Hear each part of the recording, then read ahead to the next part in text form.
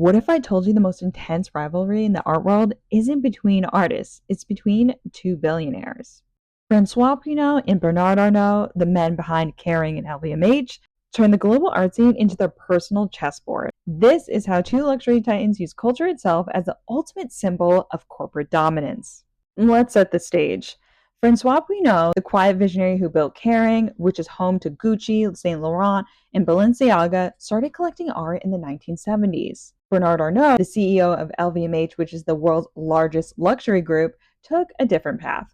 He built a brand empire and then turned to art as the crown jewel. What began as two men collecting art became a decades-long power struggle over who would own the narrative of taste. In the early 2000s, Arnault tried to buy Christie's, one of the world's oldest auction houses. Pinault beat him to it. That move alone changed art history. And Pinault didn't just buy Christie's, but he built an entire cultural empire around it. He opened Palazzo Grassi in Punta della Dogana in Venice, and then Bourse du Commerce in Paris, turning his collection into public legacy.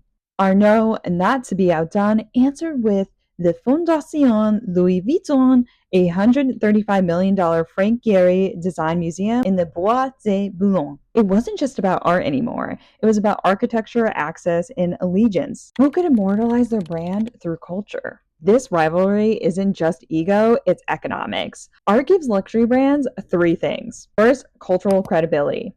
It wraps commerce in intellect. Secondly, longevity. Art doesn't depreciate, it archives legacy. And then, of course, it gives soft power. Museums, exhibitions, and sponsorships expand influence faster than advertising ever could.